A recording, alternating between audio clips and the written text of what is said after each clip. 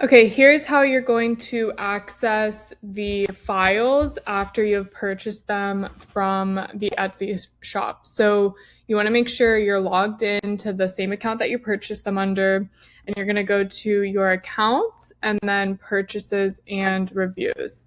It's going to take you right here, and you're going to go to view available downloads.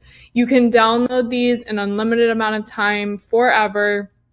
There's not any sort of time on it, and you can always come back to the same page, same process to retrieve them. So here, depending on the type of banner that you ordered, there will always be a PDF. This PDF is going to have a clickable link that takes you to the Canva template.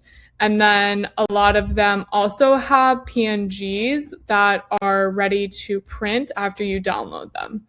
So you're going to go ahead and download all of the files.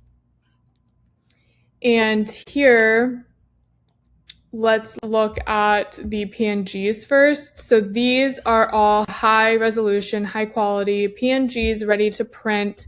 You can take them to your local Walgreens, CVS, print shop, wherever. And this particular download comes with 2 sizes. You can choose whichever one you would like. But what's also great about these templates is it includes an editable Canva link. So that's where this PDF comes in. So if we go ahead to the PDF, it's going to pull up here and it'll say, thank you for your order, and click here to access your templates. So we're going to go ahead and click there, and this screen's going to come up. This is going to show you specifically the banner that you purchased. So if you're seeing this video and there's a different one, just note that whatever banner you purchased is going to show up here. Then you're going to go ahead to view templates.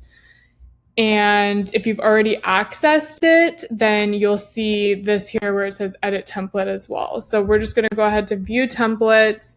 You're going to be signed in and then open in editor.